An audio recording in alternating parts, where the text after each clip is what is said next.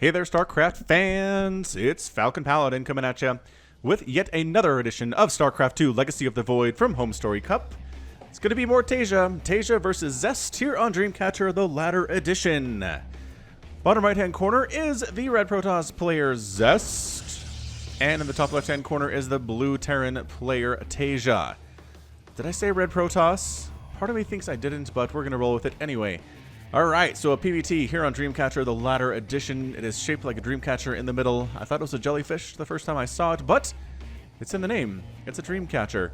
Oh boy, this SCV is up to no good. Taeja, I thought you didn't proxy. Okay, so this is just a mind game.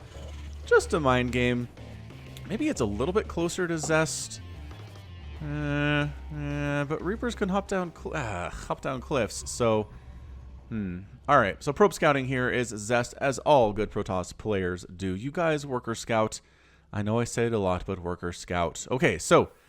Ooh, alright, so double gas as well. Double gas opening from Taeja, which just means he's going to open up Cyclones, as you saw from the Innovation versus... Oh, who was it? Innovation versus Stats? Innovation versus... It was somebody that I cast last Sunday. And it was a TVP, and Innovation basically went for like a 1 or 2 base all-in, effectively, against his Protoss opponent. Sometimes it worked, and sometimes it lost. And that was it, man. I mean, that is the state of PvT right now. So here's our Reaper coming on out. Reaper's name is going to be Finn the Human. Finn the Human was from the seemingly mystical kingdom of Ooh, a place where it seems the fun would never end, despite the fact it is a post-apocalyptic wasteland. However, the fun did end because the kingdom of Ooh was actually a long-lost human colony world that was rediscovered by Dominion forces. Most of the non-human inhabitants were captured or killed. However, since Finn himself is a human, he was liberated back to the Dominion. Considering the Dominion just destroyed all that Finn held dear, he immediately tried to rebel. But he was just a kid with a sword, so he didn't get very far. Finn was sentenced to the Reaper program, flying around in his jetpack while sadly singing the Adventure Time songs to himself. I like Adventure Time. I really need to finish it. I understand that it's done. I got through season like 5 and then just kind of... It fell off my radar, and it needs to come back. I like it a lot. It's a good combination of like heartwarming and weird and fun. And anyway, Adept comes out, going to chase the Reaper out. If you get any kills, Finn the Human, I'm going to be very impressed by you. But oh man, the jukes. The jukes! One more shot! Oh my gosh, he juked. He did! He did pick off a probe. Well done there, Finn the Human. And he can escape to... Oh. I jinxed him. As the probe gets picked off by another Reaper coming out of here from Taeja, too. So, yep, he's throwing up Starport here. He's got a factory. He's got a Widow Mine. Is this Widow Mine drop opening from Taeja? I like it. I like it very much. And did the probe scout this stuff is the question. Okay, so the probe didn't see anything coming up in the main, which means Zest has got to assume or be worried about potential for there being proxies somewhere on the field. So that's why he's got his Stalker out. That's why he's making another Stalker. That's why he's patrolling here so hard. He knows there's another Reaper, too, because the Reaper killed his probe back here inside the main base. But, all right, so factory coming home. It is a medevac. It is going to be some kind of a Widow Mine drop here from the Terran player. But again, Widow Mines, unless they have the Drilling Claws upgrade, are not permanently cloaked when they're burrowed. So they might get one shot off, but in this case, I'm sure Zest is good enough that he can just pull one probe, take the hit, and then kill the Widow Mine, and that's not a good trade for Taeja. So I'm kind of interested to see what this is going to be. Widow Mine drops really lost their effectiveness in the last couple patches.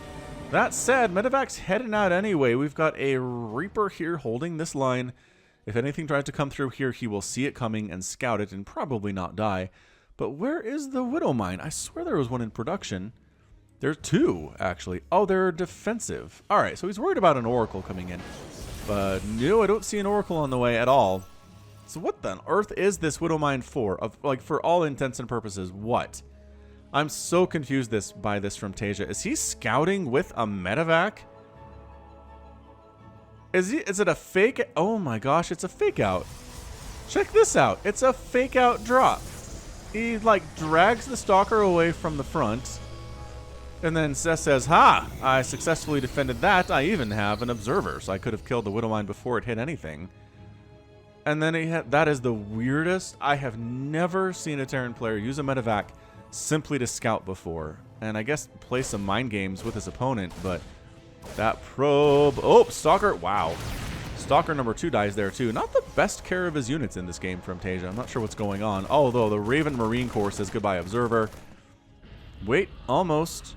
Observer, yeah, not fast. Observer without observer speed is not fast. We do have Colossus in production here for Zest, which is really good, that splash damage that you need against somebody who's going for a lot of Marines, as we are seeing from Taeja. He's double pumping them. He's also got tanks. He's got that Raven. He's got a third command center done, third base warping in for Zest over here too, and a hallucinated Oracle coming in, which the Raven can tell is hallucinated. So not super worried about this at all. I mean, you want to shoot it because it's scouting you, but that is a perfect, beautiful scout by the Oracle. Sees everything that Taeja is working on, and Widowmine takes it out. So Widowmine not able to fire here for a bit longer anyway. Not that I don't think Zest is going to try to take advantage of that. Maybe he is. Maybe he's going to try to come up here and take advantage of it, but he does see the 2 tanks. He sees the Marine count. He sees the Medivacs. Colossus is working on extended thermal lance back home. Third base is just about complete here from Zest. Third command center is done for Taeja and upgraded to an orbital command, and he's getting stim. So definitely committing to this bio play. 1 Marine dies. Dang, Taeja, you are not taking care of your units at this point. 250 resources lost, which, I mean, the Reaper should not have died. Hallucinated Warp Prism. Zest, you are making me so... This is such a weird game, but you're making me happy. Hallucinated stuff is fantastic. And he's hallucinated an Oracle and a Warp Prism that he's using for scouting. It's like, where did the Marines go? There were Marines here. They're not here anymore, and he intentionally takes the Widowmine shot, and now maybe he tries to come up with his little army. I don't know about this, man. There's a tank. There's 2 tanks sitting back here. They pick off the Widowmine, so free Widowmine there, which is nice. Drop boosting on into the main base of Zest, though, and unloading a lot of Marines. That said, the Stalker count is used. Oh my gosh, the Stalker count is amazing, and the Medivac gets picked off. Amazing stuff there for sure. Can the Marines get rid of the Stalkers? I don't think they can. They don't have upgrades. They have no upgrades at all. They don't have attack. They don't have armor. They don't have stim, and they are going to die. 100% death there. Workers killed by Taeja. 8. Really? Focus down some good probes there. That was not bad, I suppose. So Colossus couples Stalkers, a Sentry, and Adept. It's a weird composition here from Zest. Taeja with a tank.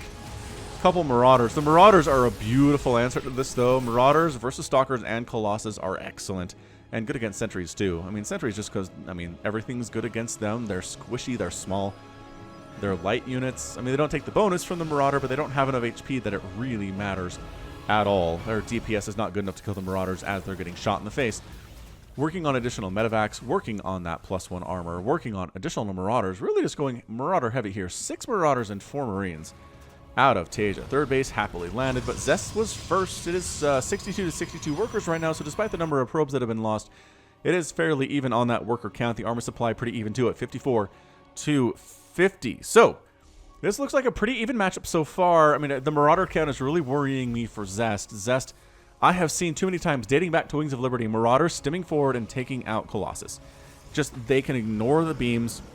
They stim forward, they focus it down, the Colossus dies instantly, and once they're dead, the Protoss army is done for, as another hallucinating unit, this time a Phoenix, dies.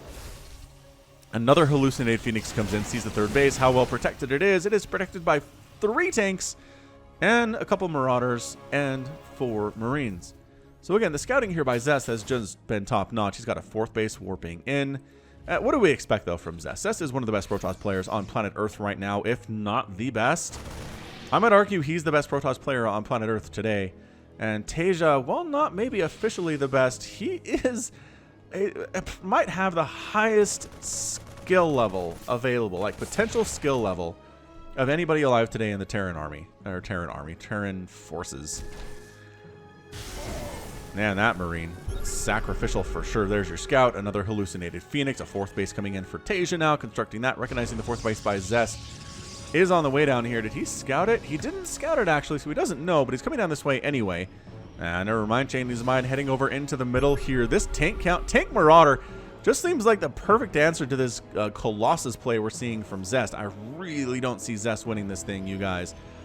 No Cyclones at all from Taeja, which is really weird, man. The current meta with this current patch, Cyclones are amazing early game versus Protoss. But yeah, that Marauder count is intimidating as all get out. We're going to dance a little bit here. Observer does get picked off by the Terran army. Marauder actually can't get out. He is trapped, but he's not interested in actually dying, as Zest didn't try to take him down. So 4th base immediately getting attacked here. The tanks are set up. They're very scary tanks. +1 attack is on the way on those tanks, but not quite done yet. Yeah, this fourth base is in trouble. Disabling Matrix there, or Interference Matrix, rather. On that Colossus, he can move, but he can't fire. He's got something in his brain scrambling that there. And Taeja can't be pulling back. Is Taeja pulling back? No, man. He's sending a drop into the main base to try to do some work there while threatening the front door here, too. This is such a great play. This is such a classic Terran play, but the Stalkers had blinked in, and they shut that down quite nicely. A couple shots coming in against that fourth base.